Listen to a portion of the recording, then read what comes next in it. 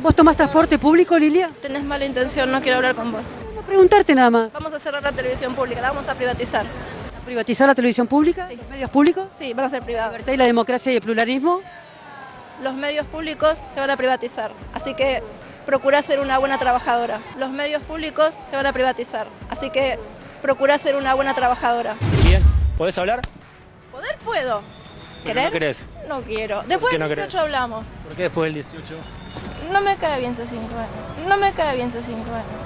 El planteo siniestro tuyo, el planteo siniestro tuyo va contra la sociedad, contra vivir civilizadamente, con que haya algún tipo de vida.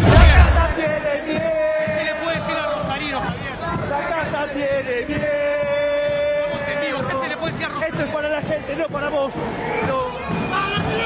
Yo con Milei vi algo que no vi nunca en la televisión argentina. Tengo como 20 años de televisión. Estamos en el programa de Yudica a la mañana en América y él estaba debatiendo con Mauro Federico. Y estaban sentados al lado. Le pegó una patada. Si a vos te gusta el Estado, a ver, vamos, pregunta, listo. Sí. Obra pública cero, ¿cuánta corrupción va a haber? ¿Cuánta coima hay? Pero si va ¿Cuánta coima va a haber? Contestá la pregunta.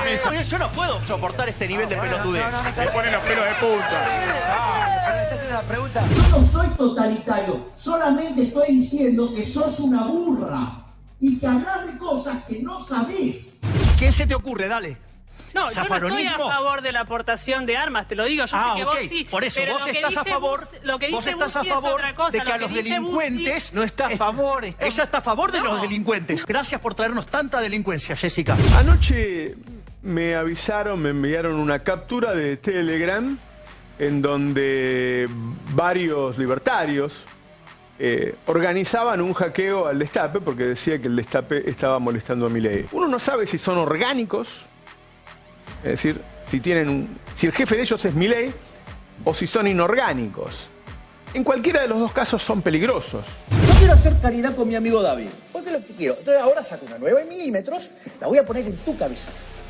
¿Por qué Eso es violento. No, eso no es violento. Violento es Mirá, robar. no, Sos chorra y violenta. Ladrona y violenta, me dijiste. Claro, obvio. Pero vos no estás bien de la cabeza, No, disculpame que te lo diga. Yo hacía un programa a la noche en A24, estaba en la agenda política del día, varias denuncias que había respecto a que en la estructura partidaria de Milei se ascendía por sexo o por guita. A los 2 o 3 días de haber hecho esos programas, yo salí del estudio. Cuando abrí la puerta me encontré que Milei estaba allí esperando para entrar en algún otro programa del canal. Milei me quitó la mano, me quitó el saludo, empezó a decirme un montón de cosas. Prepárate si yo llego a ser presidente. ¿Vos tomás transporte público, Lilia? Tenés mala intención, no quiero hablar con vos. Voy a preguntarte nada más. Vamos a cerrar la televisión pública, la vamos a privatizar. ¿Privatizar la televisión pública? Sí. ¿Los medios públicos? Sí, van a ser ¿La privados. libertad y la democracia y el pluralismo? Los medios públicos se van a privatizar, así que procurá ser una buena trabajadora. Los medios públicos se van a privatizar, así que procurá ser una buena trabajadora. Hola, ¿qué tal? ¿Cómo andan? Bienvenidas, bienvenidos a Desiguales. Muy buena noche de miércoles. ¿Qué haces, Luli? ¿Cómo vamos? Bien, muy bien. Todo tranqui. Bueno, ante todo, nuestro abrazo, todo el equipo de Desiguales, a nuestra compañera Laura Mayocchi. Una cosa fundamental que aportan este tipo de informes y de resúmenes, Lu, es que frente a la excusa de que en realidad, bueno, fue algo, en este caso, de Lemoine, de la electa diputada, fue una cosa de ella, que fue un poco la respuesta de La Libertad Avanza frente a este nuevo episodio de agresión a trabajadores y trabajadoras de prensa, es que lo desmiente. Es decir, acá hay un modo de ser. Yo diría más, y lo venimos diciendo en Desiguales, hay un modo de ganar volumen en presencia pública que ha traído a Lili Lemoine, entre otras cosas, a ser diputada electa, que en este momento, bueno, hay que tratar de taparlo, tratar de solaparlo. En realidad no somos muy esto. Pero le pasa a Javier Milei también. Es lo que acabamos de ver en el informe. Es una manera de ser, una manera de entender la discusión pública, una manera de lidiar con lo que no le gusta, una manera de no soportar distintos tipos de críticas o miradas en contrario. Eso solo para arrancar. Y ahora, si quieren, nos metemos con todo lo que tiene que ver con los medios públicos. Sí, yo quiero mandarle un abrazo muy grande a Laura Mayocchi, persona a la cual quiero mucho, con la cual he compartido muchos años de trabajo en la calle, una persona querida, respetada por lo que conocemos como la patria movilera, que son todos los canales, todas las radios, todos los fotógrafos, todos los cronistas de redacción que estuvimos y estamos trabajando con los móviles y en el lugar donde pasan los hechos. Afortunadamente, Laura siempre va a ser recordada como una trabajadora, que es lo que es, mientras que Lila Lemoine siempre va a ser recordada como una diputada, electa en este caso, pero lo que lo será a partir del 10 de diciembre, incapaz, violenta, negacionista y terraplanista. El futuro y el tiempo siempre va a poner todo en su lugar, eso me queda muy en claro y por eso quiero remarcar esa gran diferencia entre una persona a la cual, no solamente con la cual comparto canal, sino a la cual conozco y sé de su don de gente. Y Laura hoy lo que hizo fue muy profesional, porque preguntó y escuchó. Ni siquiera le sacó el micrófono ante la barbaridad. Dejó que se exponga, porque eso hace el periodismo. Y eso es lo que no le gusta a Lila Lemoine y a parte de La Libertad Avanza. Creen que todos somos de su condición. Quieren que todos estamos listos para robar una partecita. ¿Qué están haciendo ahora con la plata para los fiscales? ¿Dónde está la plata que le dieron para todas las boletas? ¿No hay corrupción ahí? La verdad que hay un signo de pregunta en torno a eso. No está claro todavía. A mí como periodista pueden ir a la FIP, pueden ver mi recibo de sueldo, yo no tengo nada que ocultar. Y digo esto porque pareciera que si no, todos los que trabajamos en el periodismo somos ensobrados, delincuentes, quizás como algunos de los que ellos conocen. Con lo cual yo quiero defender a Laura en primer lugar, defender a todos los compañeros de la televisión pública y a los que hacemos periodismo honestamente. Te puede gustar o no lo que pensamos, podés compartir o no lo que nosotros exponemos, pero créeme que lo hacemos de una honestidad intelectual que muchos en La Libertad Avanza no tienen. Hay otro elemento, les decíamos en este episodio, tiene que ver con el sentido de los medios públicos. Hay varias, ¿no? Pero en general dos maneras de entender a los medios públicos. O se guían a través del rating, que es como guiarse en la lógica del propio mercado. Es decir, si un medio tiene buen rating y entonces puede ofrecer mejores publicidades y da ganancia, entonces ese es su sentido de ser. Ese es un modo de entenderlo. Y que los medios públicos sigan esa lógica. La otra manera es la que a mí me representa, creo que a todos y todas aquí en general, tiene que ver con que es complementario, con que garantiza la diversidad de opiniones, con que garantiza la construcción de la identidad nacional, que defiende la soberanía construyendo, por supuesto con mucha calidad técnica, con mucho prestigio como lo hace la televisión pública, pero ofreciendo distintas miradas de lo mismo. Es decir, compensa lo que quizá en los medios privados no abunda, porque encuentran un formato que a veces ni siquiera implica dar trabajo a nivel nacional y sobre eso van generando la atracción para los distintos públicos que hay en un país. Bueno, los medios públicos tienen otro sentido. Tienen el sentido de llegar allí donde el mercado entiende que no hay un negocio, pero sí llega la posibilidad de una comunicación respetuosa, vinculada con las necesidades de la población. En los lugares más distantes de la República Argentina, el único lugar donde efectivamente el único medio que llega es la televisión pública. Pasa con los eventos deportivos, pasa con la ficción, que hoy para muchos es sumamente costosa. En la televisión pública está la ficción defendiendo la cultura del audiovisual local. Bueno, y pasa también con las miradas, con las distintas interpretaciones que hay respecto de la realidad. Por eso la televisión pública, por eso los medios públicos en general tratan de ofrecerle a la ciudadanía cuando el resto de los medios en general son un coro bastante unívoco o dan una mirada muy, muy particular. Ahí está la televisión pública para compensar y para garantizar la pluralidad de voces y de contenidos. Sí. Pero esa no es la postura de La Libertad Avanza. No es que dice, bueno, a ver, discutamos a ver qué modo de gerenciar la televisión pública o un medio público. No.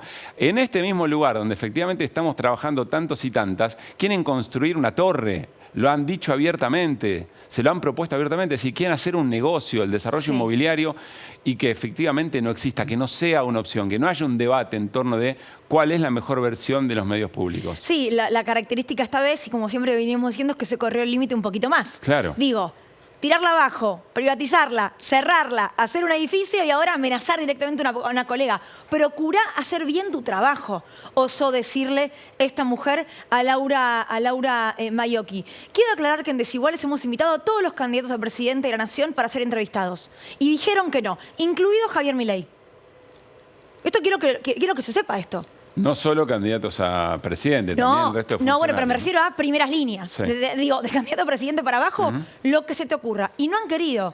Principalmente en el programa del cual participó Pablo Ibáñez, que fue Crónicas de Campaña, en la cual recorrieron 24 horas junto con un candidato. Allí estuvo Massa, Bullrich, Grindetti, Larreta, Ramiro Marra Santoro, sí aceptó, ¿no? Ramiro Marra que aceptó. Incluso aceptó cuando dijo que este canal lo quería cerrar, ¿eh? Sí. Y fue Pablo Ibáñez y fue Flor Halfon a entrevistarlos. Con lo cual, el que no estuvo es porque no quiso. Eso también es libertad, por supuesto que es libertad. Libertad de decir que no, No, pero te abre la otra cual pregunta. respetamos. Pero te abre otra pregunta que es la consecuencia de lo que ocurre. ¿Por qué dicen que no? Bueno, porque tenemos esa maldita costumbre de repreguntar a todos los que vienen de todos los colores y todos los partidos. Mañana viene Sergio Massa a Desiguales, 11 de la noche, entrevista mano a mano con Desiguales. Y siempre nos gusta ir a la repregunta, tratar de tener una mirada crítica respecto a lo que pasa, no agresiva, no violenta. Ahora, si efectivamente del otro lado hay quienes ante una pregunta, además estándar, ¿no? Como por ejemplo el colega ayer en Rosario que le preguntó, bueno, ¿cuál es el mensaje a Milei Claro, a para los Rosario? rosarinos, para que te voten. ¿Cuál es el mensaje para Rosario? No le preguntó absolutamente nada ni molesto, ni violento, ni nada que se le parezca, ni muchísimo menos. Ahí estuvo esa reacción. Pero por eso digo otra vez el informe. El informe confiesa o hace confesar que es una manera de construir una posición. La emoción violenta o la violencia ha sido una manera de construir su situación pública actual. Esa es la confesión. No es un error, no es un momento malo de Lemoine, no es ella solamente, es todo su espacio político, es una manera de entender la política cuando el argumento fracasa. Si el argumento fracasa y aparece la agresión, pues entonces, claro, ¿cómo van a querer venir a programas como los nuestros? Porque la respuesta va a ser absolutamente clara. Después nos acusan a nosotros de que no tenemos representación de las diversidades en la política. Bueno, eso efectivamente no es así y se puede comprobar muy fácilmente. Miren cuántas cosas en un breve episodio, pero que cuenta el umbral en el que está la Argentina y que va a tomar decisiones, argentinos, argentinas, residentes de este hermoso país. Vamos a tomar una decisión muy importante el próximo domingo. Ante esta violencia, ante este cruce de límites constantes, hay ciudadanos y ciudadanas de a pie que en los últimos días decidieron salir a la calle, al transporte público, a estaciones de trenes, a hablar, a poner el cuerpo y a poner la voz, a contar sus historias y a decir por qué deciden ellos y le piden a la sociedad que no acompañe determinadas ideas políticas. Vienen en un rato algunos de esos protagonistas, pero para que vean un ejemplo de lo que estuvo pasando en la Argentina en los últimos días. Compatriotas, se está hablando de privatizar la salud y de privatizar la educación. Sería un daño irreparable privatizar la salud y la educación. Costarían generaciones para volver a tener universidad y salud y educación pública y gratuita. Está claro, salud pública sí, educación pública sí, Milei no. Muchísimas gracias por su atención. Ricardo Gené, que es el hombre que estaban viendo en pantalla, es médico, viene hoy a Desiguales junto con otros protagonistas. Insisto, si se meten en redes sociales van a encontrar un montón de estos videos. Uno podría decir, esto es estar militando. Sí, claro. Sí, claro. Se llama defender lo propio, se llama tener una idea en la cabeza, se llama tener una idea de país, un ideal de país en la cabeza y hacer todo lo que está al alcance para que eso ocurra. Por supuesto que después somos un país democrático con un sistema electoral que funciona y va a ser la ciudadanía la que elija. Pero esto es lo que un ciudadano puede hacer. En un ratito hablamos con Néstor Espósito porque reapareció Leonardo Fariña. ¿En qué contexto? Reapareció en la búsqueda de los distintos organismos del Estado tratando de desactivar las cuevas de la timba financiera, esa que especula con el valor del dólar ilegal y que nos complica la vida a todos y a todas. Bueno, en uno de esos allanamientos apareció Leonardo Fariña, que entiendo que en este momento está detenido y veremos en un ratito, Néstor, en qué condiciones eso pasó. Y por supuesto también hablaremos del momento a momento de la campaña tanto de Sergio Massa como Javier Milei con el querido Pablo Ibáñez. Vamos con nuestros compañeros, porque está Néstor, está Pablo. Y antes de meternos, quiero saber si tienen ganas de decir algo con respecto a lo de Laura Maiocchi, solamente a modo de... No están comprometidos, pero entiendo que sí. Conozco a Laura Maiocchi, la he conocido aquí y tengo un afecto enorme por ella. Tengo para mí que es la representante de un periodismo digno contra lo que se enfrenta del otro lado. En nuestro oficio hay periodismo deportivo, periodismo político, periodismo judicial y ahora se agregó una cuarta categoría que es la del periodismo miserable, del periodismo que no merece ser llamado de esa manera. Laura está en las antípodas de todo esto y toda mi solidaridad con ella. Sí, me parece que hay un error recurrente que nosotros así como a veces hablamos del Día del Periodista y parece un evento trascendente, cada episodio que involucra al periodismo es visto muchas veces como una cuestión medio corporativa. Porque se perdió, y creo que también es una autocrítica de todos, un poco más, un poco menos, esta idea del rol central del periodismo, que es esto, es lo que hizo Laura. Es preguntar y respetar lo que el otro te dice, incluso cuando el otro pueda ser agresivo o despectivo. También entendiendo que la otra, que Lemoyne tenía la oportunidad de no responder, lo acompañó siempre muy respetuosamente. Entonces ahí me parece que hay que volver al origen del concepto y de la esencia del periodismo, la importancia del periodismo en este tipo de rol. Porque es hablar, y yo comparto lo que decían ustedes dos. Se invitó, se quiere hablar con todos, se convoca, se quiere charlar. Yo trabajo en otros medios y estoy todo el tiempo lidiando con esa dificultad de la conversación y con esa dificultad que ahí derrama algo. La actitud de Javier Milei, de ser prácticamente inaccesible, hablar con muy poca gente y no aceptar comentarios, derrama hacia abajo casi como una regla. Y casi que la libertad avanza, salvo casos muy excepcionales, que yo conozco un par con los que hablo, es muy difícil la comunicación porque está mediada desde ese lugar. Como que la regla es que el otro no merece ni siquiera que vos le hagas una pregunta. Claro, ni o que siquiera vos le un hagas diálogo. una pregunta. Claro. Entonces, eso me parece que lo que se expresa acá es eso. Y también, aún entendiendo errores propios, errores del periodismo, esa es la esencia final y esa es la utilidad final y eso es lo que a veces pasa un poco desapercibido los que de afuera ven el proceso de este tipo de episodios. ¿En qué momento de la campaña estamos, Paulín? Estamos en el momento de la campaña donde no se puede decir más nada, me parece. ¿Qué quiere decir eso? Claro, porque ya hay un fenómeno que para mí es francamente muy particular, que es Sergio Massa ha dicho 1000 cosas, ha hablado de 1000 sectores, cuestiones específicas, propuestas específicas, áreas específicas, territoriales, de sector empresario, estudiantil, hoy con inquilinos, muy amplio, y Javier Milei ha hablado de 2 o 3 cosas, de manera recurrente y muy genéricamente. Entonces me parece que ya da la impresión que Milei habla siempre de lo mismo, hace mucho tiempo, de lo mismo, a veces se desdice, a veces vuelve a la misma idea. Hoy habló del tema de dolarización, por ejemplo, y hay como una mirada muy extraña entre alguien que se le pueden achacar que no haga cosas siendo ministro, pero que de última uno puede entender, te guste o no, que hay un plan contra algo que es más que una incertidumbre. Es 2 ideas y la complejidad es muchísimo más grande. Entonces, a eso voy cuando digo que da la impresión que no se puede decir más nada porque no sé si alguien quiere escuchar algo más. Que hay una saturación. Entonces que para mí es tan importante el living que vamos a tener dentro de un ratito, sociedad civil haciéndose cargo, a veces en forma individual, pero a veces también en colectivos, ¿no? Sí, claro. Personas que están vinculadas por cosas que no es lo político partidario, pero comparten, no sé, alguna necesidad de atención del Estado, alguna asociación profesional. Una historia de vida. Una historia de vida, bueno, y que entienden que desde ahí pueden ir a hablar con las personas que están muy saturadas del mensaje político más tradicional, pero que quizá lo importante no es el qué, es el cómo, es el quién. Claro. ¿Quién lo habla? Y se legitima y hace quizá ablandar un poquito más la guardia en un momento muy emocional, me parece a mí, de la campaña y en estas últimas horas. Totalmente emocional.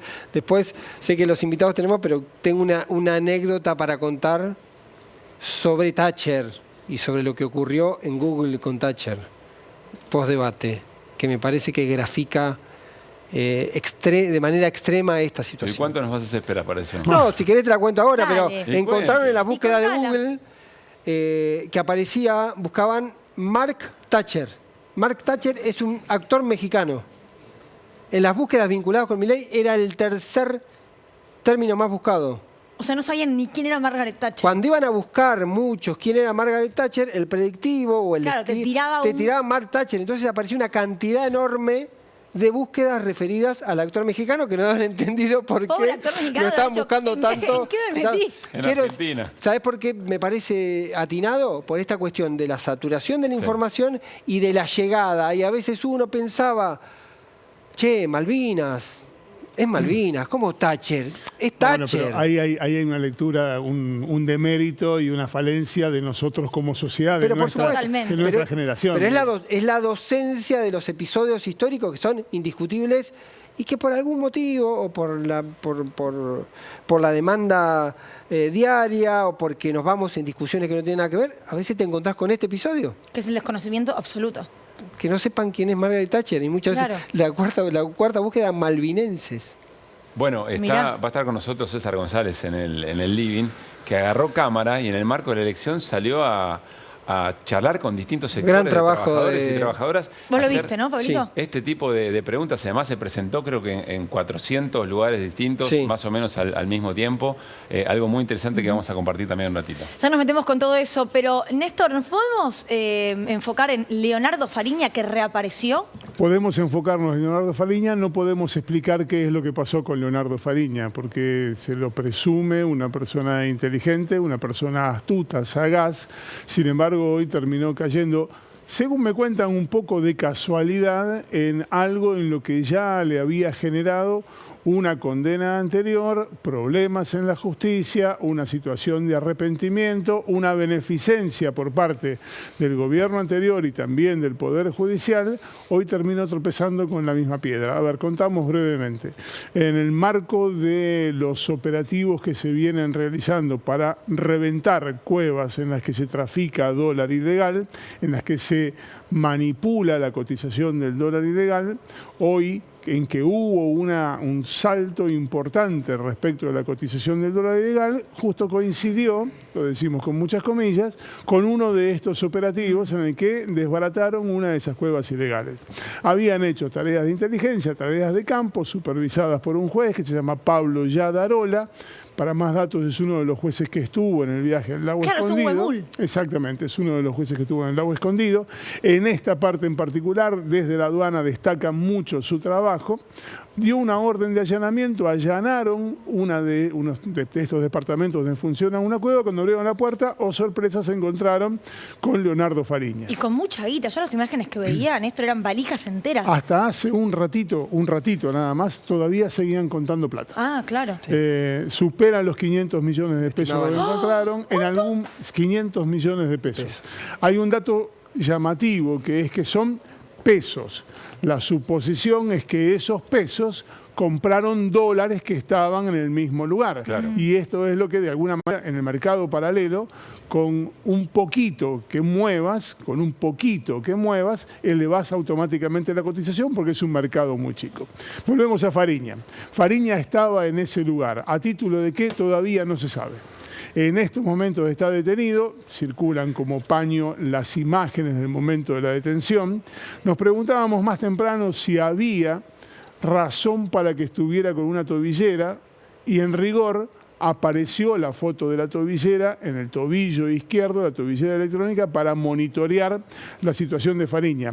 Fariña está excarcelado. Tiene sobre él una condena todavía no confirmada de 3 años y medio de prisión. Pasó parte de ese tiempo en prisión. En el caso de que quedara firme, probablemente debería volver.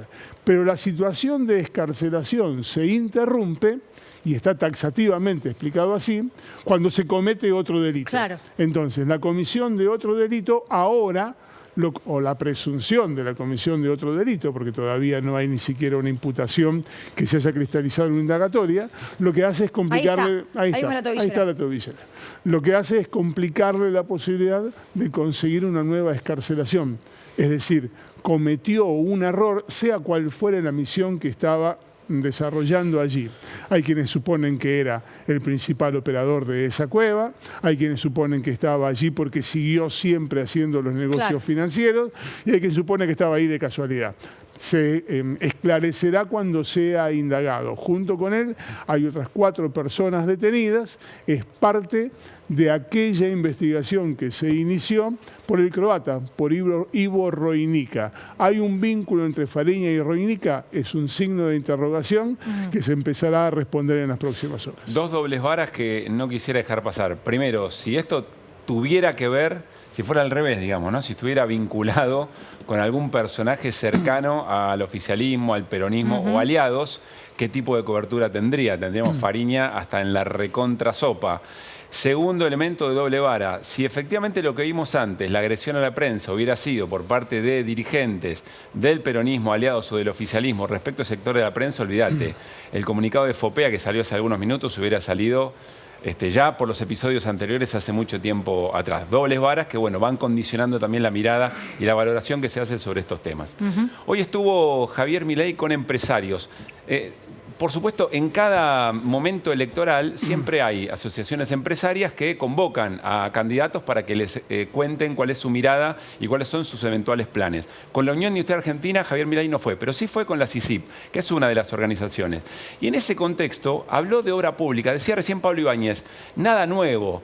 Se reitera sobre el odio que le tiene a la obra pública y lo que considera. Pero yo les pido, por favor, que escuchen con atención la explicación, el argumento que da Javier Milei respecto de por qué hay que terminar con la obra pública y el rol del Estado en eso.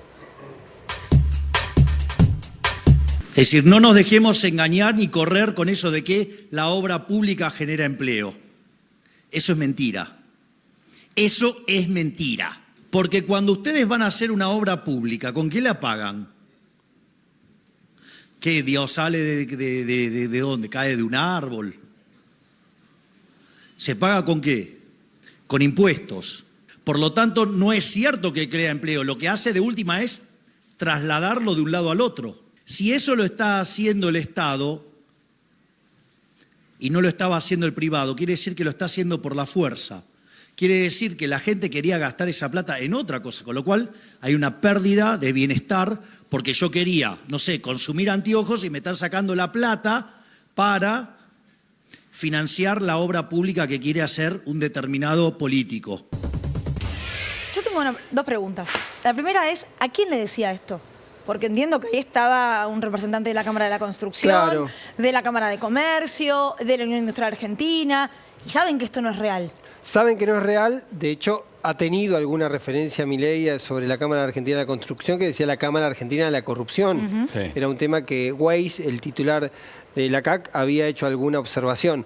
El planteo tiene que ver con eso. La novedad es que se lo haga o lo haga frente a empresarios que conocen detalladamente esa cuestión. Cuando él habló, ante su ex jefe también. Sí, es otro capítulo el tema de la relación con Eurnequian, me parece, pero en el caso particular de la obra pública, que es una dimensión porque lo viene planteando, el 48% del empleo vinculado a construcción tiene que ver con la obra pública. Aproximadamente 250.000 personas solo del área de construcción, sin contar otros sectores. Quiero decir que la linealidad que hace Milei del gasto es como decir que alguien que trabaja en la construcción podría salir corriendo, irse a hacer 2 cuadras e ir a fabricar anteojos, en todo caso, con la misma lógica, digamos. Eso de que no genera empleo, porque efectivamente genera empleo, muchísimo empleo, y bien o mal genera un empleo que a veces es el primer empleo o un empleo de baja calidad o para baja capacitación. Además, no solamente de manera directa en construcción, también hacer un puente o una ruta dinamiza económicamente una región y alimenta a otros. Y eso cuando entramos, cuando entramos en el análisis economicista de Milei, porque ahí sacás la importancia de la obra pública del medio. Porque la obra pública o supone un asfalto, o supone viviendas, o supone un puente que facilita la comunicación, una autopista o un hospital. Eso es obra pública. Entonces solo estamos mirando la obra pública como un medio o un recurso que tiene que ver con un gasto, cómo ahorrás eventualmente ese... Mañana Pablito va a ir a esa misma reunión Massa. Lo que me pregunto es si veremos un capítulo 2 de esa escena, ¿se acuerdan de Sergio Massa en el Alvear también? Creo que era el evento AmCham, en el que le dice a los presentes, ustedes saben que lo que dice Milei es mentira. ¿Por qué no dicen nada? ¿Por qué se hacen los tontos? ¿Se acuerdan de ese? ¿Cuándo fue eso? Julio, antes de las PASO. Hoy algo de eso quedó. Hoy algo de eso quedó porque con los empresarios yo creo que hay como 2 planos.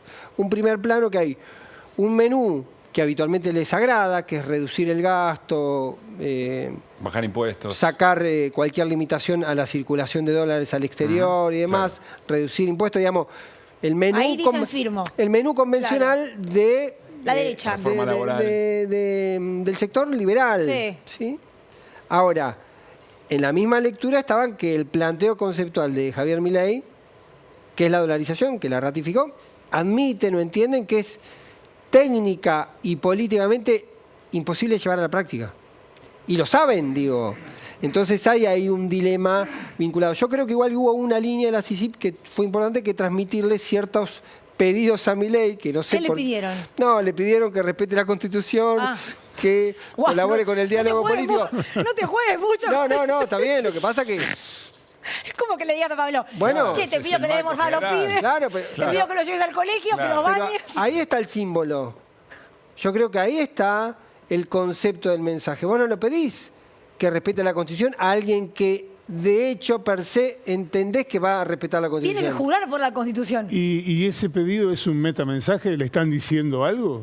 Por eso digo, yo creo que lo que está en la advertencia es de ese tipo. Después dicen diálogo político, conversación con los distintos actores, escucha, que es algo que decíamos que no hace mucho. Tienen que estar ahí porque eventualmente puede ser presidente Javier Milei. No, está clarísimo eso.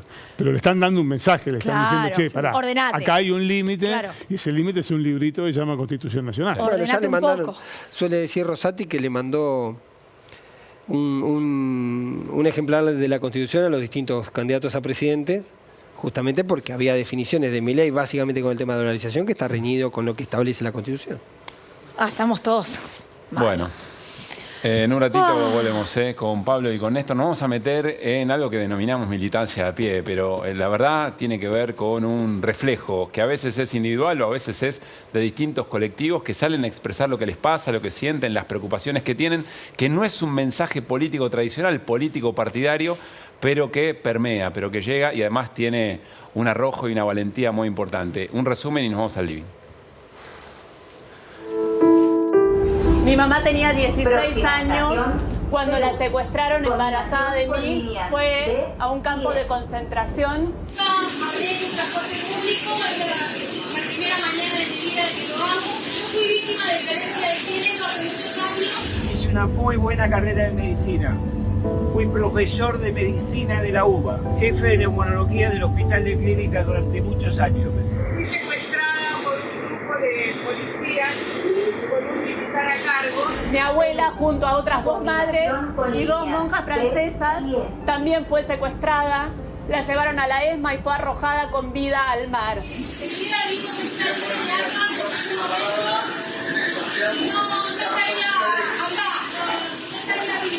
En el 2011 me jubilé y después de tanta uva me fui a trabajar a La Matanza, porque en el 2012 se abría la primera carrera de medicina pública y gratuita en el polo urbano. Un campo de concentración en la provincia, cerca de Ezeiza, y el otro campo de concentración está acá en Capital, en Olivera, Ramón Falcón, y se llama El Olimpo. Los pobres de La Matanza entraron a la universidad, trabajaron en la pandemia, siguen trabajando en los hospitales de la zona. Le devolvieron de esta manera al país lo que el país le posibilitó a ellos como me lo posibilitó a mí. No quiero violencia para mis hijos. Amo este país. Quiero vivir acá.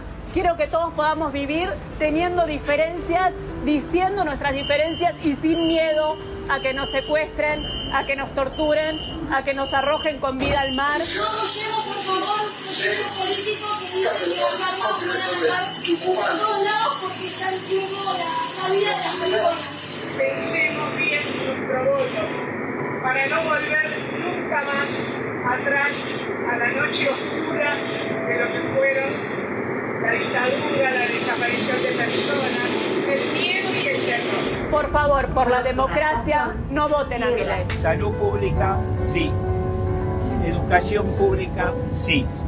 Milei, no. Se viene una de esas charlas que disfrutamos tanto en Desiguales. A ver, presentamos. Está César González, director de cine, escritor. Acaba de presentar Al Borde. Ahora vamos a charlar un poquito de qué se trata, pero está directamente vinculado con esto. Ricardo Gené, médico, profesor universitario de la Universidad de Buenos Aires. Y Elsa Lombardo, sobreviviente de la dictadura, tal como contaba en la línea de SubTV, si no me equivoco.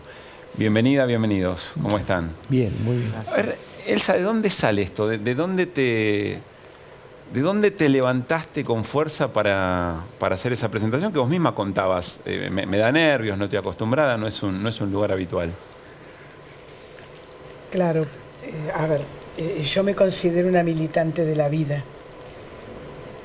Esta militante de la vida se mete en todo donde puede ayudar, pero estoy en una zona de confort, que es el anonimato. Entonces, sí hago cosas, doy charlas, voy a las escuelas, tengo un taller en el sitio Ex Olimpo, pero estoy blindada con la gente que conozco, con la gente que te apoya, con la gente. Cuando vi a Ana Careaga, sí, pensé que esta voz que está adentro, esto que guardamos, aquellos que sufrimos de una manera distinta la dictadura, porque la dictadura la sufrió toda la sociedad a distintos niveles, dije, bueno, hay que aprovechar. Le dije a mi esposo, quiero ir, pero no me animo. No por miedo, porque el perfil que tengo no es de salir a la palestra. Sí. Y mi esposo me dijo, tenés que ir. Y me acompañó y fue el que filmó el video. Él grababa. Él grababa. Claro.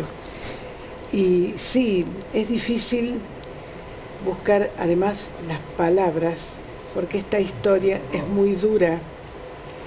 Y las veces que uno tiene que dar testimonio nota la conmoción que provoca, tanto en los chicos de las escuelas como en las personas, esto que pasó en la dictadura, no lo propio y personal o autorreferencial mío. Y esto lo confirmé cuando esa chica que estaba... Ay, sí, la que estaba más cerquita tuya, una chica muy jovencita, ¿no? Comenzó a llorar cuando yo conté lo de la votación que habían hecho por para ver si te vida o mataban. por la muerte.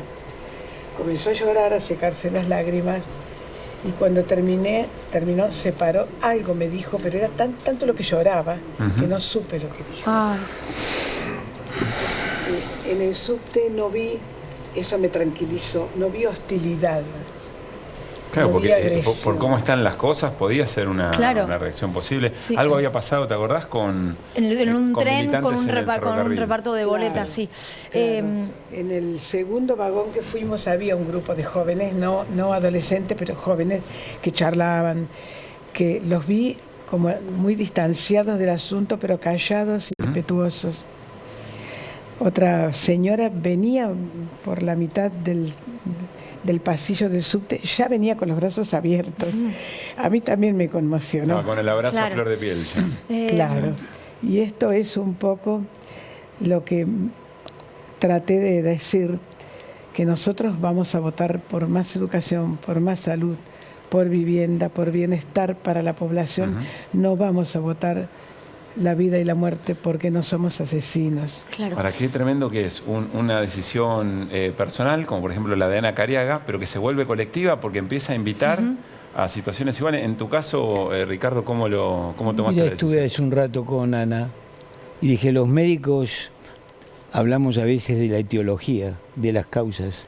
Le digo, bueno, vos tenés la etiología de mi presentación, por eso hoy yo ya le había mandado un video en agradecimiento a ella. O sea, vos también, como Elsa, viste el video de Ana y dijiste... Yo escuchando a Elsa salir. tenemos muchas cosas en común, por supuesto lo que ella ha vivido no es comparable con lo mío. No. Pero esto de ver a Ana y decir, esta es la metodología. Yo tenía un poco esa idea dando vuelta en mi cabeza. Cuando la vi en el viernes dije, esto tengo que hacer. ¿Y con quién fuiste, Ricardo, vos? Fui con mi mujer. Ah, igual que Ana, con su Por esposo. eso te digo, tienen un montón de puntos. El relato de ella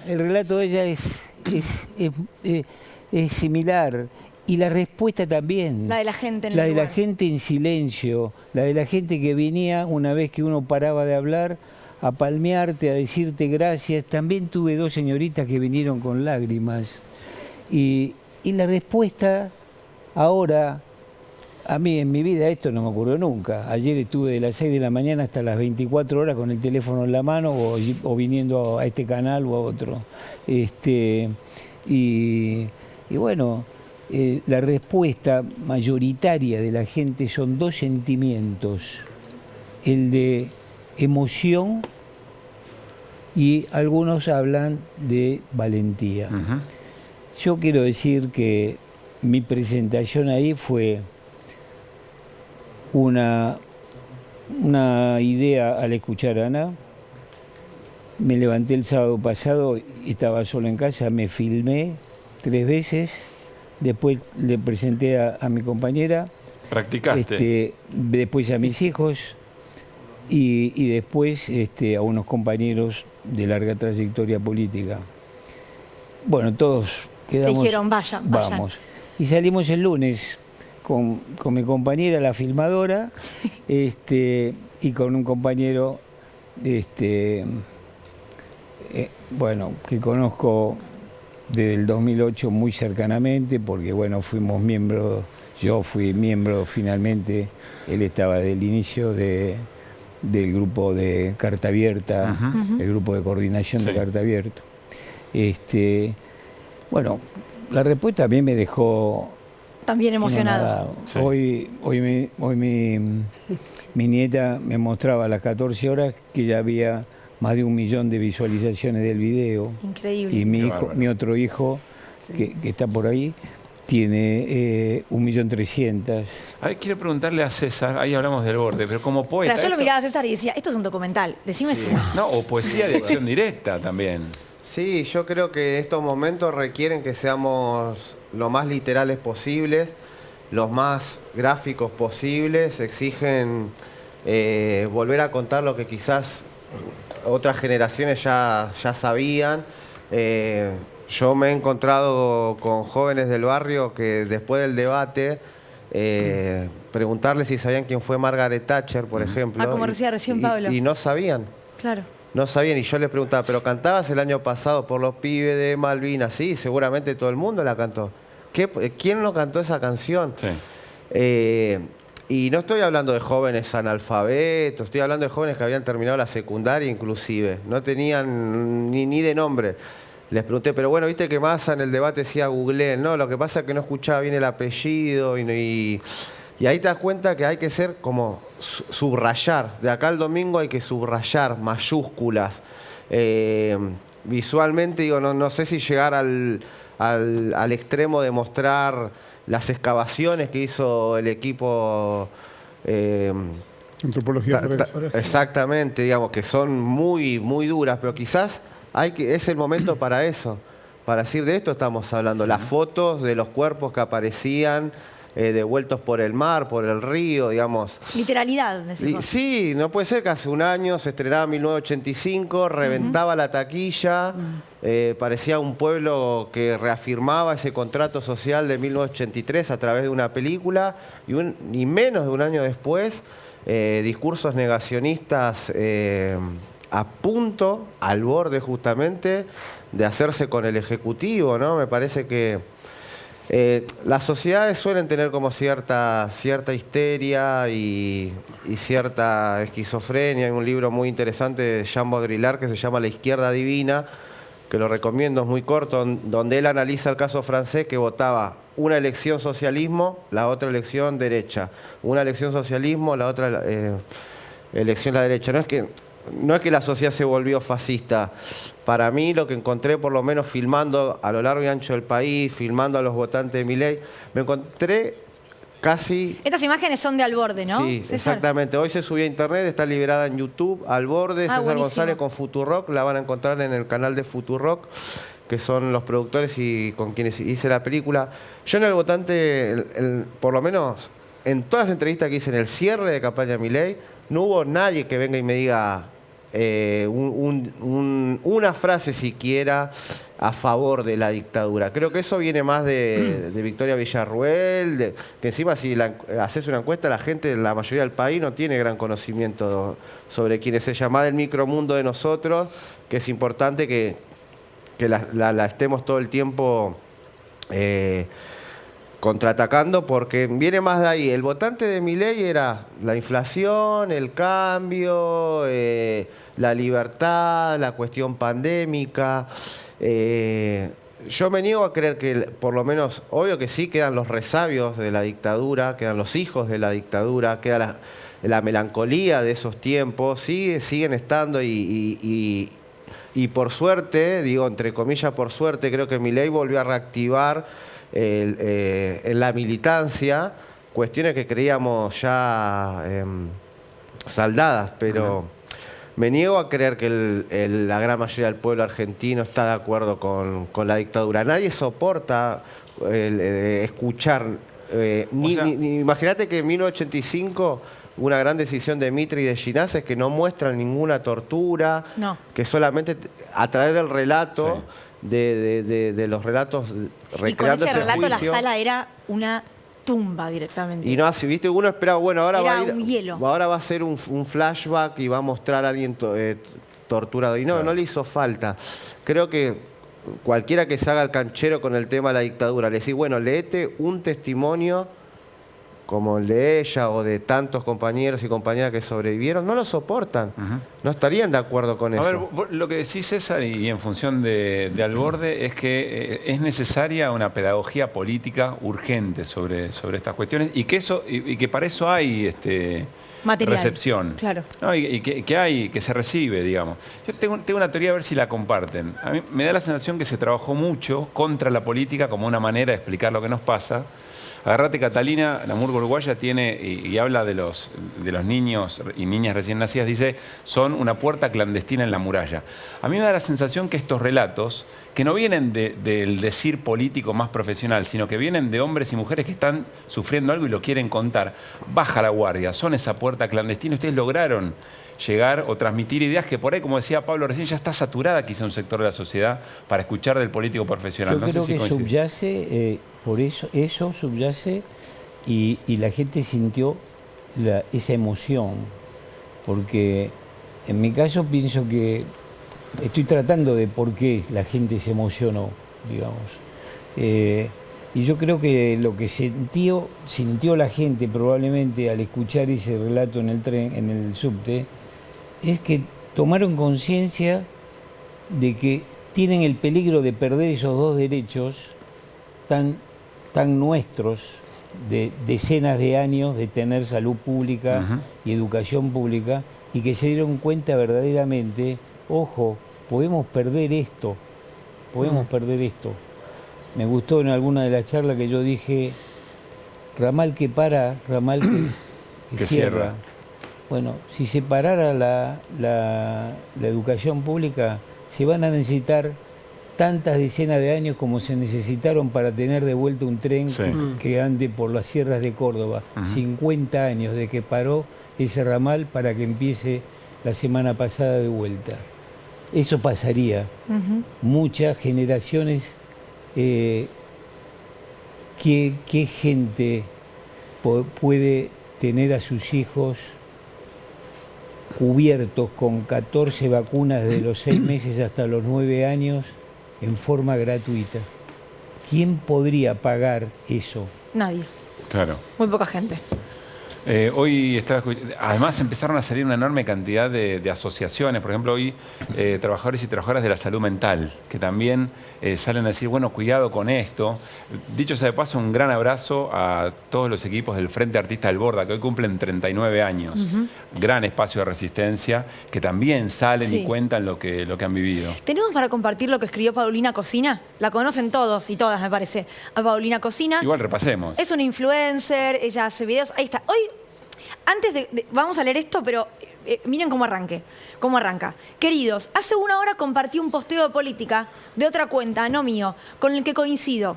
Lo bajé, o sea, lo borró, porque la cantidad de odio que recibí de alguna gente fue muy, muy grande. Chicos, los que tenemos cuentas grandes muchas veces elegimos no hablar, no por los seguidores o los canjes, sino porque la violencia que circula es muy, muy dura. Yo sé que a muchos no les gusta que hable de política en esta cuenta, pero a mí a veces me pinta. No tiene nada de malo. No me gusta subestimarlos. No creo que son enemigos ni tontos si no votan como yo. Soy consciente que la situación de mi país es difícil y que cada uno hace con su voto lo que puede y lo que quiere. Quería contarles que el domingo voy a votar a Massa. Tengo 1000 motivos. Mis dos más importantes son no apoyo ni apoyaré a quienes defienden públicamente la dictadura, o uno del que se habla poco. Me preocupa mucho tener un presidente que cree que el cambio climático no existe. No tiene nada de malo contar esto, no es nada tremendo, es la postura de muchísima gente y la mía. Es válido no compartirla, es válido tenerla. No es válido que vengan a apurarme por DM. Mensajes directos. ¿Les pasó también de recibir odio, de recibir mensajes de violencia, alguno de los dos? Yo todavía no, pero sí, por ejemplo, un especialista como yo, que trabaja en una provincia, quiso publicarlo en un ámbito de nuestra especialidad y 2 médicos lo pararon y le dijeron, no hagas política. Quisieron compartir tu video. Claro, y le dijeron, no hagas compartir política. el video y le dijeron, no hagas política. Sí. ¿A vos, Elsa, te pasó? Yo recibí uno de una persona llamada Lucas de La Plata, no sé quién es, en donde, bueno, dicen parte de verdad que yo soy una vieja que anduve por las escuelas haciendo bochinche con las tomas. Mi nieta el año pasado estuvo en la toma del Lorca. Ajá. Y yo estuve acompañando, apoyando, por supuesto, y firmando que podía quedarse. Probablemente esta persona supo eso. ¿Te conocía o a tu nieta? Los chicos del centro te pasan por arriba con los análisis que hacen, ¿eh? Así que eso, el bochinche, no lo hice yo. Pero traigo a colación que lo que no debe saber este tal Lucas, que además dijo que yo soy una persona que estoy en el curro de los derechos humanos, probablemente por esta pensión que tenemos los sobrevivientes. Sé que otras también madres la tienen. Lo que no supo Lucas es que el día de la toma a mi casa llegó un patrullero a las 9 de la noche a traerme una cédula conminándome a presentarme en menos de 3 días a tal juzgado por contravención, bla, bla, bla, bla. Bueno, toda la escuela se movilizó. Nadie sabía en la escuela nada de mí, por esto que yo les digo que yo milito anónimamente.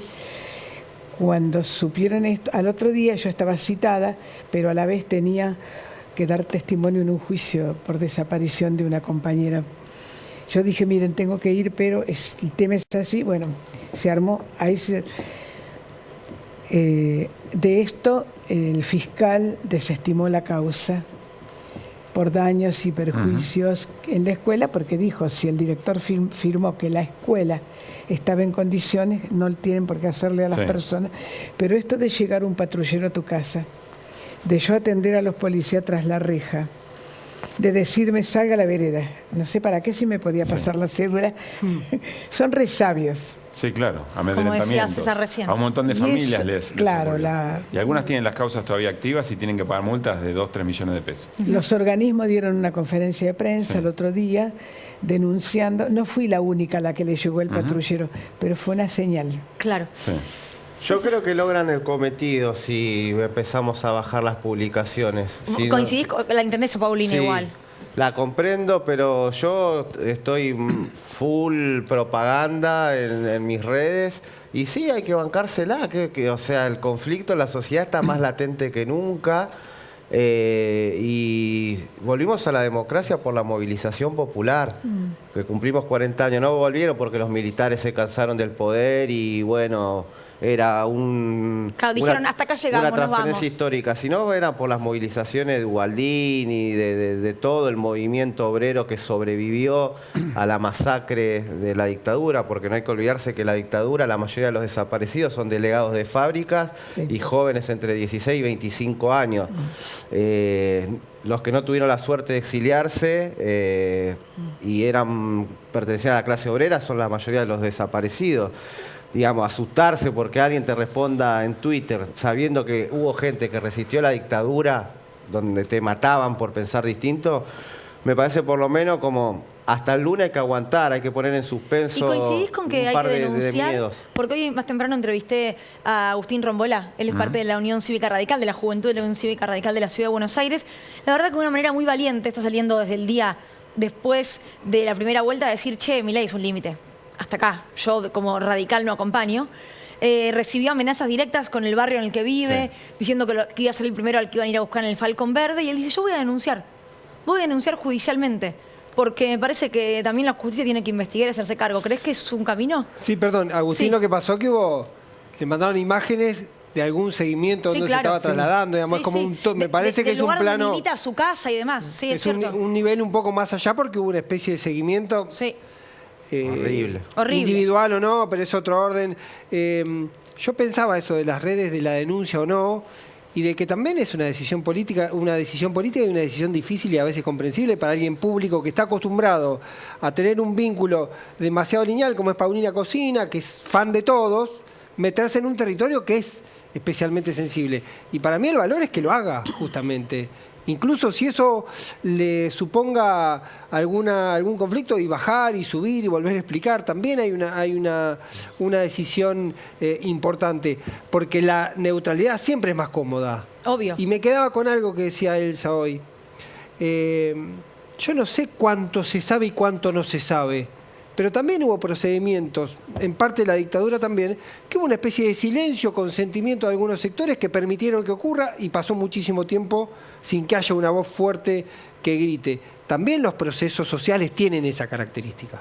Sí, esto también un poco despierta un análisis de qué hicimos mal, qué cosas dejamos de hacer para que estemos viviendo los días que estamos viviendo. Pero más allá de cómo termine todo el domingo. Exactamente, porque existe este temor de que pase lo peor, porque, entre otras cosas, porque hubo cosas que no hicimos y otras que hicimos mal. Y como en la vida, el que no reconoce los errores no tiene oportunidad de modificarlos. Entonces, bueno, quizá... digo esto porque estamos a la puerta, si Dios quiere, de un nuevo gobierno nuestro. Y entonces, ante un nuevo gobierno nuestro, nosotros no podemos quedarnos sin exigir lo que se nos está prometiendo que se va a hacer. Agrego otro elemento, que quizá esta movilización, primero individual, pero ya es colectiva, ¿no? En el momento que inspira a otras, es el correlato de una no movilización más grande que no se ha dado en estos tiempos, digamos, ¿no?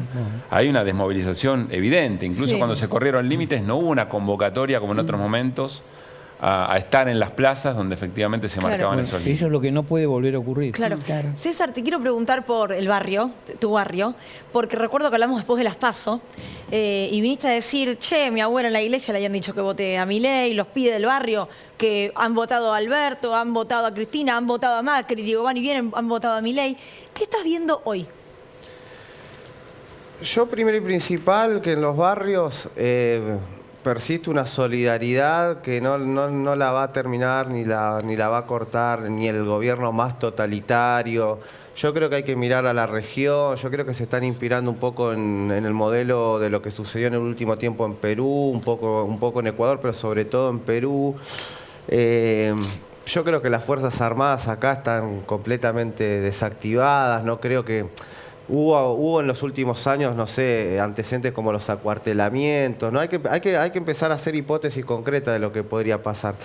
¿Qué es lo que exigen ellos? Yo la verdad que no es que estoy cansado de cómo votan los pobres. La verdad que al 30% de Milei no se llega solamente con el voto pobre. No, yo te pregunto si sentís que alguno cambió el voto, si ves más gente yendo a votar a Milei, por ahí el efecto contrario. No, yo creo que... A ver, coincido ahí con el compañero. El fenómeno Milei sería realmente un fenómeno como tal, merecería la conceptualización de fenómeno si tuviéramos un 15% de inflación anual y surge un líder así. Claro. Ahí sí estaríamos hablando de algo novedoso y completamente ¿qué pasó? Imagínate Donald Trump, Víctor Orbán en Hungría, Meloni en Italia, Bolsonaro en Brasil, teniendo 150% anual. No se van más del poder. Claro. Asumen y no se van más. Entonces Argentina no, así se dio vuelta la elección de las PASO a las generales. O sea, tenemos una politización a nivel social que vos hablas con un extranjero y dicen, uy, los argentinos con la política y el fútbol, y hay una futbolización de la política. Por eso yo no me preocupo tanto por los mensajes de redes, no una amenaza personal con como seguimiento. Agustín, claro. Eso me parece del ámbito penal ya directamente, merecería tener una custodia y todo, el líder de la Agustín Radical, Agustín. Pero después hay una cuestión como de rivalidad futbolera que, viste, si soy de River, te bardeo a Boca, si soy de Racing, bardeo Independiente, y que lamentablemente ojalá la sociedad entendiera que lo que se decide el domingo no es un partido de fútbol, es el destino, por lo menos en los próximos 4 años, de nuestro país. En el barrio lo que vi yo que hubo una respuesta y una reacción positiva ante las medidas positivas que se tomaron, como la devolución del IVA, como el aumento de la mayoría de las pensiones.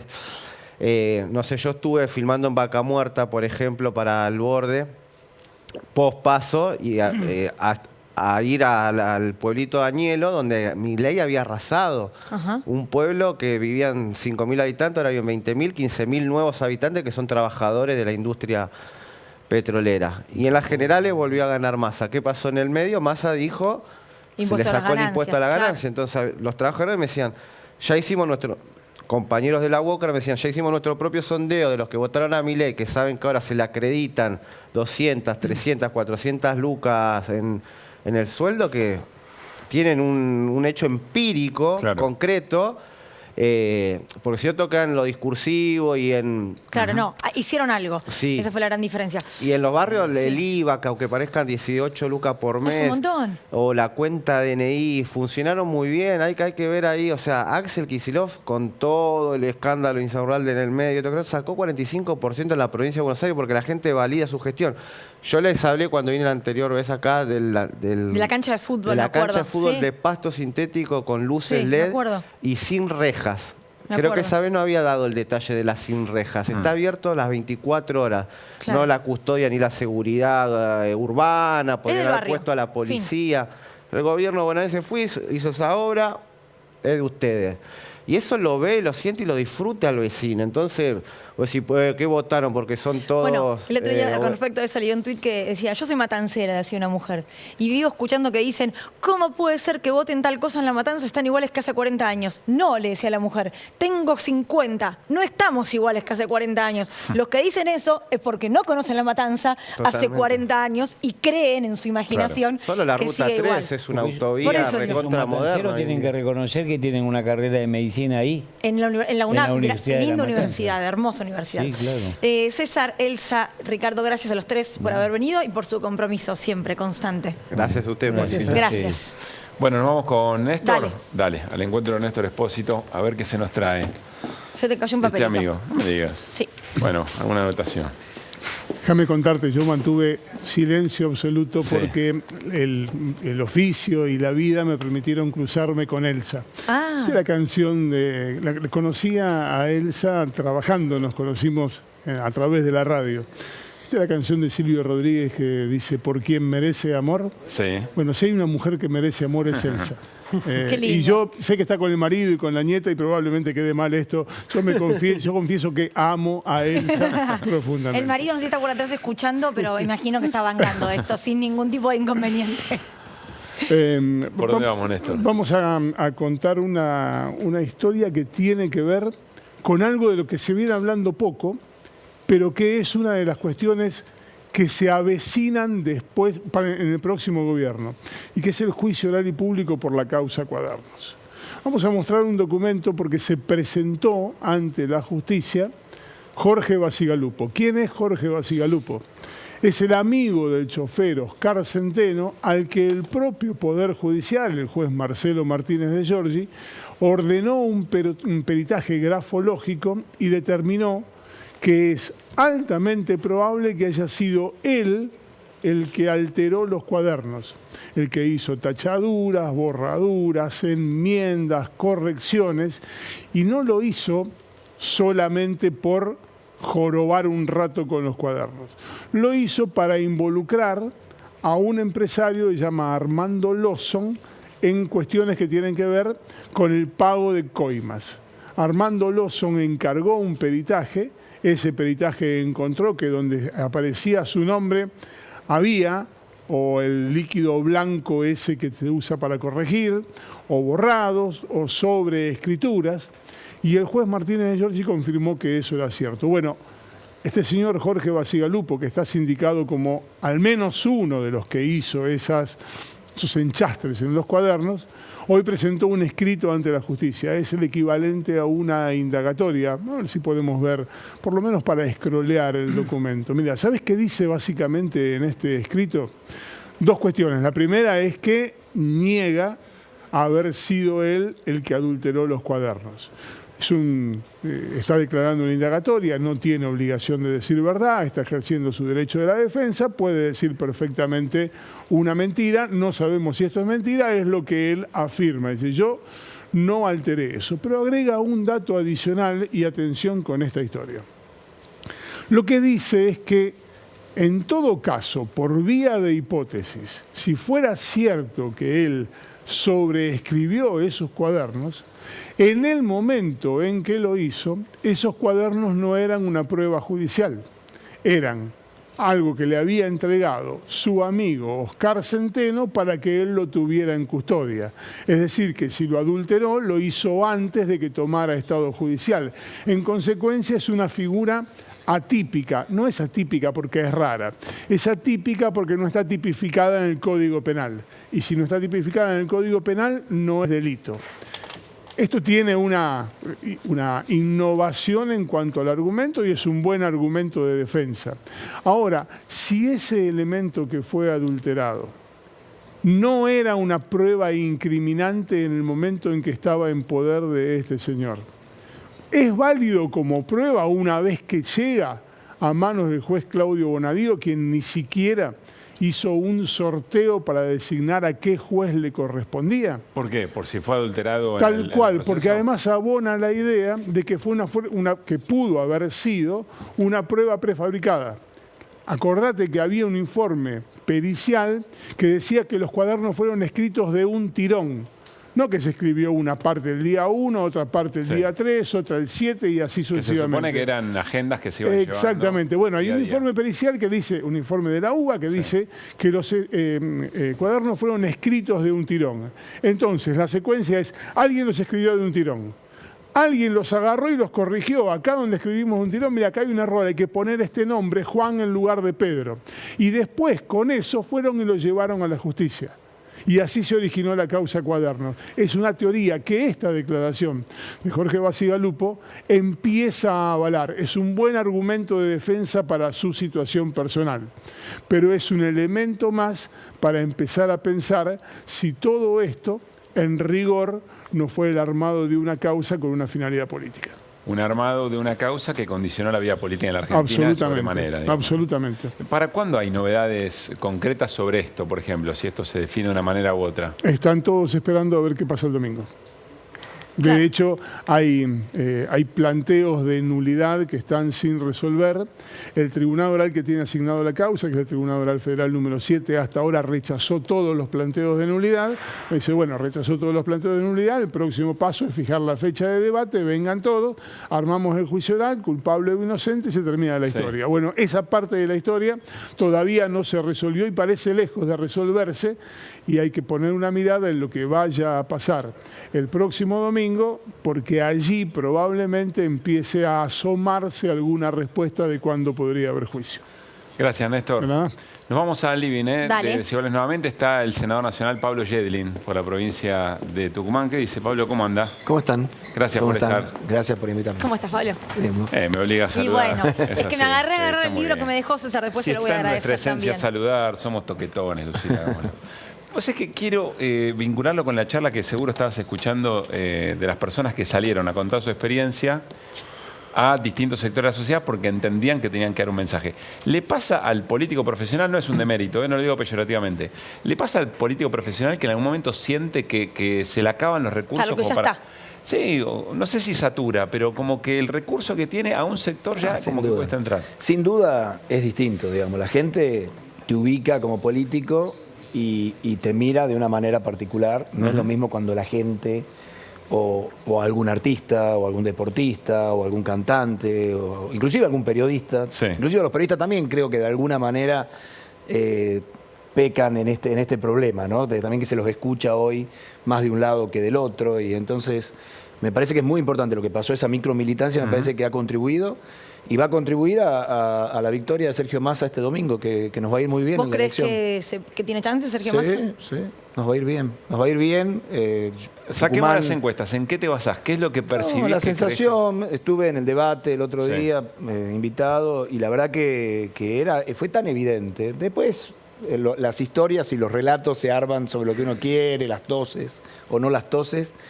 Pero la verdad que fue muy evidente, ¿no? Por un lado, una mirada de país, de futuro, de trabajo, de empleo, de conocimiento de la cosa pública, pero también de la situación internacional.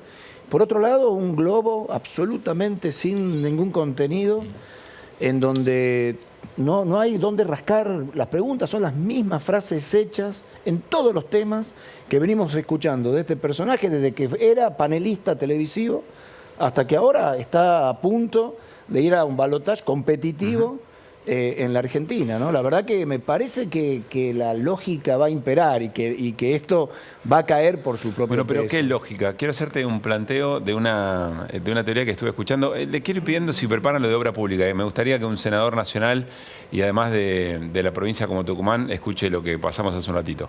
Hay una teoría que dice, no, Massa muy preparado, muy experimentado, quedó como muy acartonado frente a un Milei que sin saber responder aparece más fresco. Y entonces la sociedad quiere más frescura, quiere más novedad que un político más avesado. Mi opinión es que es Lo un escuché, planteo... lo juro, ¿eh? Sí, no, lo escuché también, pero me parece que tiene que ver con una justificación de una cosa medio injustificable, de la ala dura, digamos, que defienden a esta línea y que intentan... Para construir un ánimo. Para construir una derrota terrible como la que sufrió en el debate. La derrota del debate ha sido muy clara, y sobre todo la primera parte del debate. Yo creo que inclusive después me da la sensación de que Sergio Massa tuvo como cierto resquemor en seguir siendo tan digamos, contundente. Pero la verdad es que si vos me preguntás a mí, economía, empleo, derechos humanos y las últimas declaraciones que venimos escuchando, el tema Pero de el sector que importa, el sector que no decidió su voto cuando estaba viendo... Me parece que va a optar por la opción más inteligente, con más contenido, con más consistencia, con más estructura política. A mí me parece que las sociedades no se suicidan. Me parece que la verdad que la opción a la que nos ha llevado este balotaje es una opción de discutir temas que en la Argentina estaban superados. Escuchar hoy discutir qué opinamos de la salud pública, de la educación pública. Yo la verdad que no veo a un radical en la Argentina votando en contra de la universidad pública, gratuita, de calidad, inclusiva.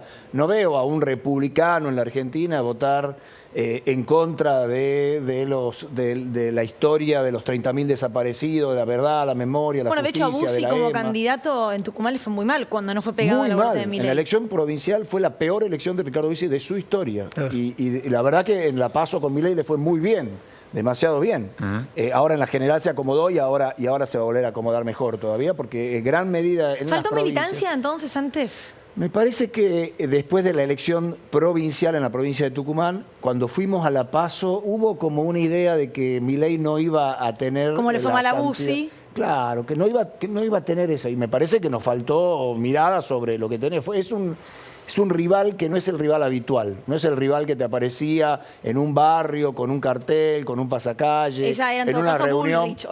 Pero ¿y ahora hay movimiento político? Porque, a ver, la elección provincial está resuelta, la senadora legislativa está resuelta, alguien podría decir, bueno, se juega lo nacional, en la provincia está saldado. Sí, pero todas las provincias conocemos y sabemos, y los gobernadores saben perfectamente, que son dos modelos de país muy distintos para la provincia. Un modelo que te dice voy a aumentar la coparticipación porque entiendo que es muy importante que las provincias sigan creciendo y son el motor de crecimiento de la Argentina, y otro que te dice voy a eliminar la coparticipación. O sea, los gobernadores...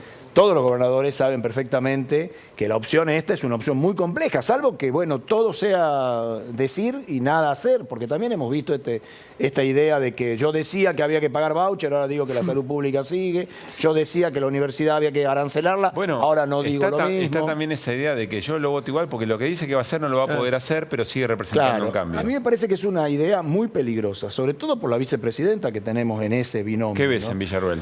Yo veo la tradicional derecha argentina compleja, asociada a los gobiernos militares, asociada a esta idea, digamos, de un nacionalismo muy complejo, que llamativamente se pega después con Thatcher y todo esto, pero digamos, en definitiva, veo un resurgimiento de planteos como el de que la memoria, la verdad y la justicia no son un derecho, como la ESMA, que podemos construir un parque en la ESMA para que todos podamos disfrutar.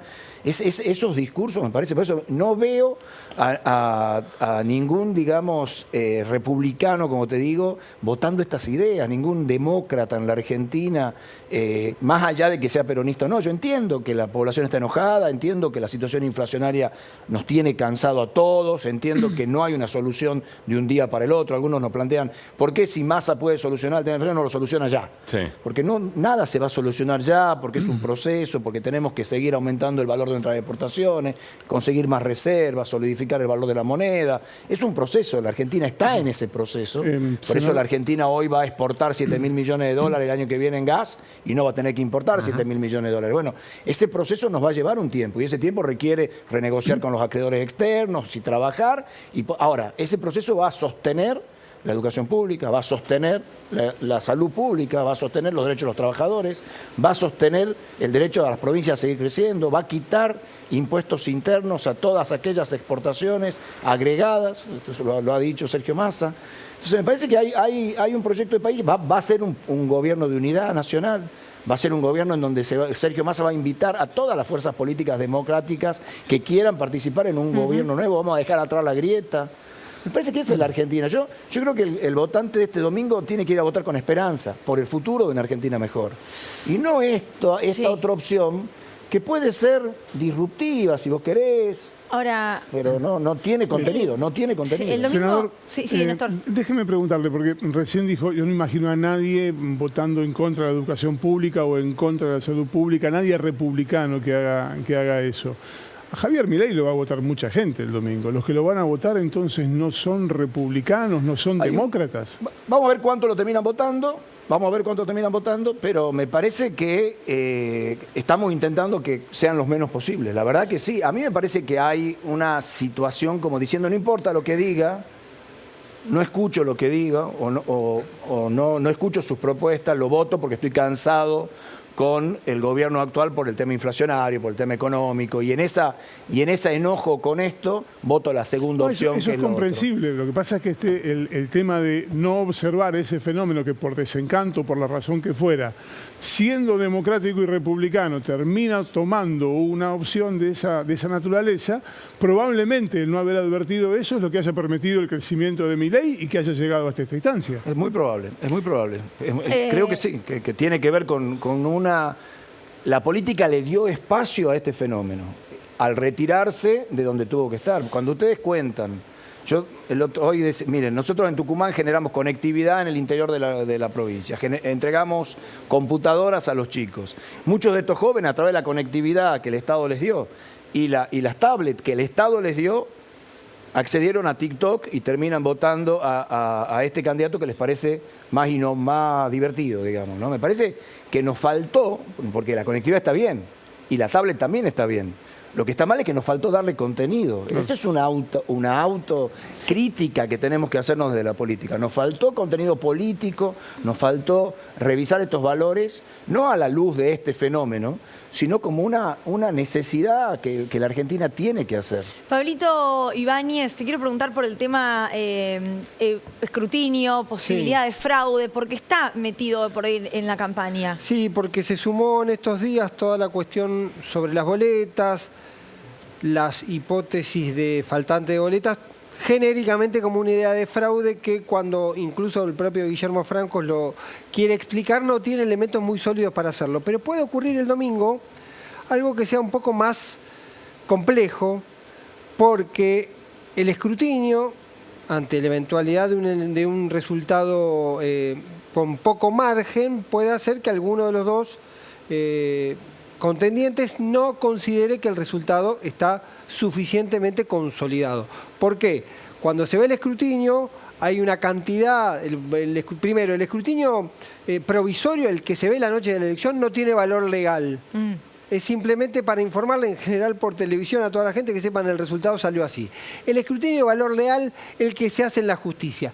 Y eso empieza 48 horas después del proceso electoral. Por lo tanto, si el domingo por la noche hubiese una diferencia exigua, por ejemplo, tomo un dato para compararlo con la última elección, hubo 1.600 mesas que no se incorporaron los datos al escrutinio provisorio. 1.600 mesas, si se las cuenta, más o menos son 300.000 votos, 450.000 votos aproximadamente para tener un número. Eso, si la diferencia fuese menor a eso, el perdedor podría considerar que hay un margen para no reconocer todavía el resultado. Y tener que esperar el tiempo del escrutinio efectivo. Y el tiempo puede demorar, sobre todo en Provincia de Buenos Aires, que empieza 48 horas después y demanda entre 4 y 5 días, depende de los pedidos, de que se abran urnas, se revisen.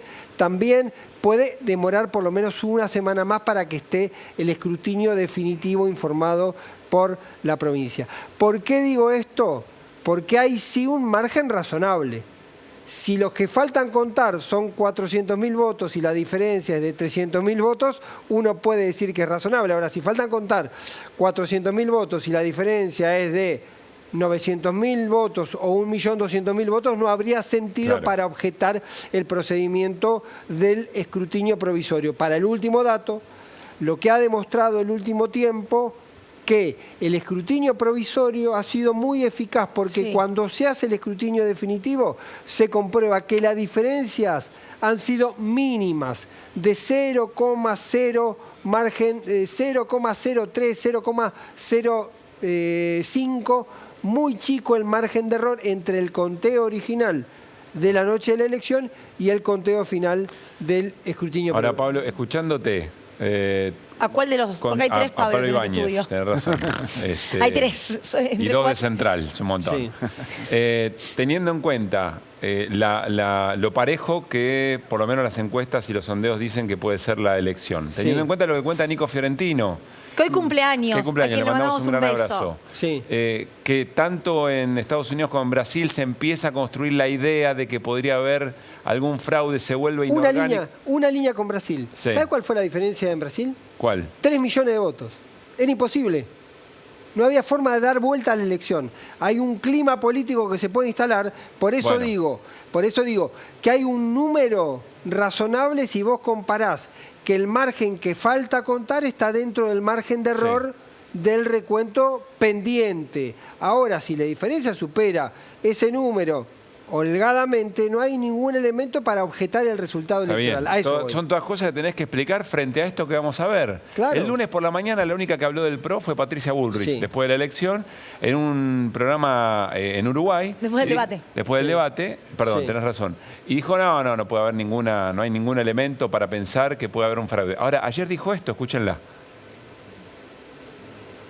Cada fiscal que trabaje este domingo tiene que ser un fiscal que tenga la convicción total y absoluta de saber que el último recurso que les queda es el recurso de intentar ganar de manera ilegal lo que no pueden ganar de manera legal. Entonces, ¿Qué decís, Pablo? El único recurso que les queda es ganarlos de manera ilegal.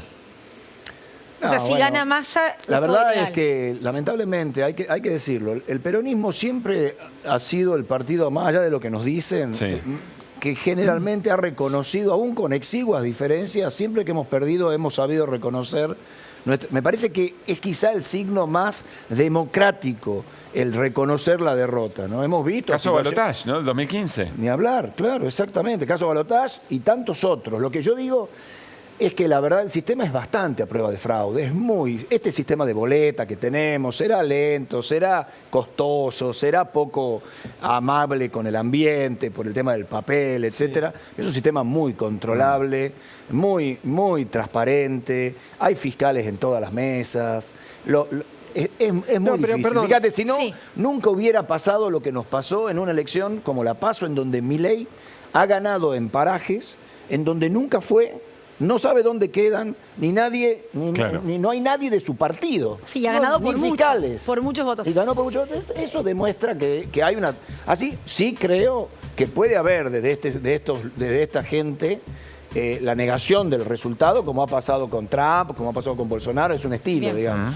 Espero que no pase. Pablo, gracias por haber Gracias a venido. ustedes. ¿Hacemos un corte? Dale. Amamos hacer televisión pública.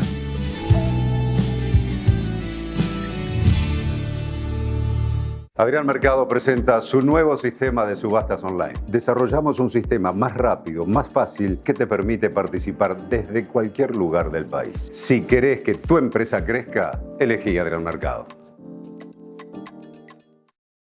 Desafiamos a Roberto a poner a prueba la protección superior de Rexona en un entrenamiento intenso. Veamos si muestra marcas de transpiración en sus axilas. Protección comprobada. Rexona 72 horas. Protección superior que no para. Conectar con la actividad física activa lo mejor de vos. Nuevo 102 Sport BCAA con aminoácidos esenciales, magnesio, L-arginina y vitaminas que favorecen el incremento y la recuperación de la masa muscular. 102 Sport, tu entrenamiento al máximo. Yo te ayudo. Que crezcan felices y libres de violencia depende de todos. Ante situaciones de maltrato, llama a la línea 102. Gordon's combina con todo. Una picada a mitad de semana, un sábado de asado, un recital o una playlist en casa. Por eso, Gordon's es el gin número 1 de Argentina. Gordon's. ¿Te prendés? La mayoría de los argentinos queremos un cambio. Enfrente está la continuidad de este modelo empobrecedor. Esta elección se trata sobre si frenamos este modelo o si van a seguir los mismos en el poder arruinándonos la vida. Si cambiamos, podemos terminar con la inflación. Si cambiamos, podemos lograr que nuestros hijos tengan un futuro en este país. Si cambiamos, podemos vivir sin miedo a que nos maten por un celular. Si cambiamos, podemos darle a nuestros jubilados lo que corresponde. Si cambiamos, podemos salvar la República. Es simple, votamos ser o no ser una Argentina distinta. El cambio está en tus manos. La libertad avanza. Milei presidente, Villarruel vice, lista 135. Hasta el domingo en Coto tenés 2x1 en café instantáneo Dolca y cacao en polvo Nesquik. 4x3 en leche larga vida a las 3 niñas. 70% de descuento en la segunda, llevando 2 iguales en marcas seleccionadas de galletitas y pan dulce. Yerba mate La Tranquera y Sedal. Y 3x2 en vinos finos, espumantes y champañas que podés combinar como quieras. También encontralas en Coto Digital, la tienda online número 1 de alimentos, bebidas y productos del súper de Argentina. Coto. Disfrutar la primavera es parte de tu mundo. Vení a Musimundo y llévate los mejores productos en hasta 12 cuotas livianas con tu tarjeta de crédito. Te esperamos en nuestras sucursales y en musimundo.com. Musimundo, parte de tu mundo. Todas las axilas merecen el mejor cuidado. Por eso con DAV elegís más que protección. Único con un cuarto de crema humectante y vitamina E. Sentí la diferencia con DAV. Me siento hermosa con mis axilas. En Reconquista amamos ver la televisión pública.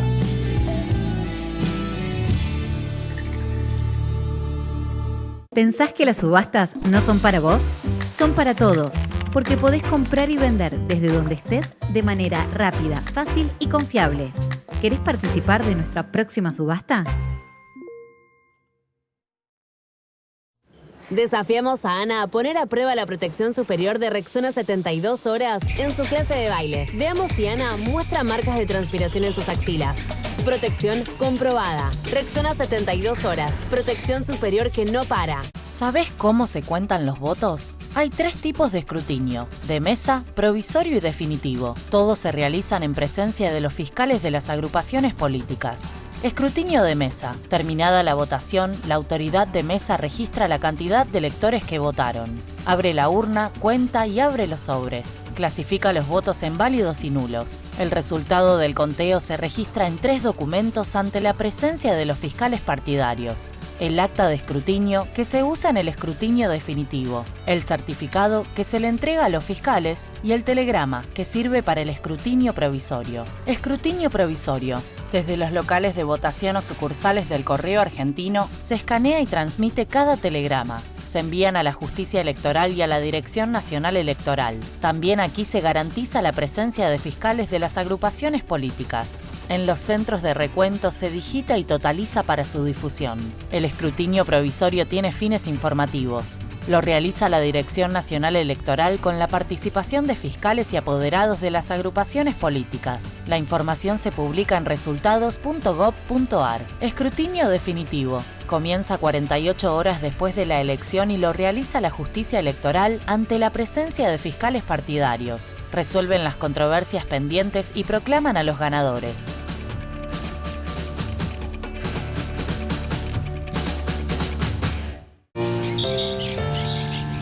Hey, tranqui, ya te va a salir.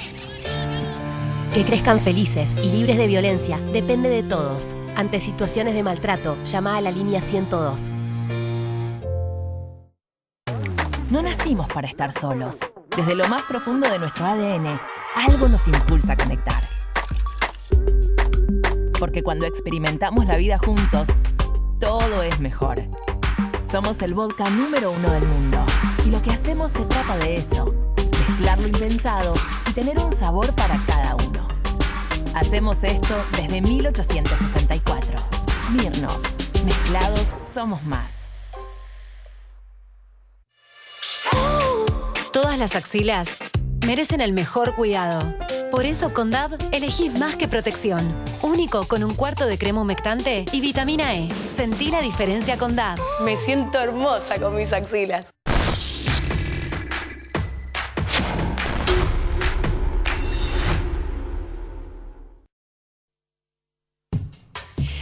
Últimos minutos en Desiguales. Quiero mostrar el libro que me dejó César González, El niño resentido. Leí a muchos críticos decir que es un librazo. Así que le voy a entrar con ganas, después te lo voy a prestar. Muy ¿Querés? bien, me parece bien. Que circule. Me anoto también. Dale, porque o alguno podemos comprarlo también. Vamos a lectura rápida también. Así que lo recomiendo. Cierra mañana Massa en el Colegio Pellegrini la campaña. Y va a estar acá en Desiguales, post partido Argentina-Uruguay de eliminatorias. Pasen bien, esta mañana. Chau.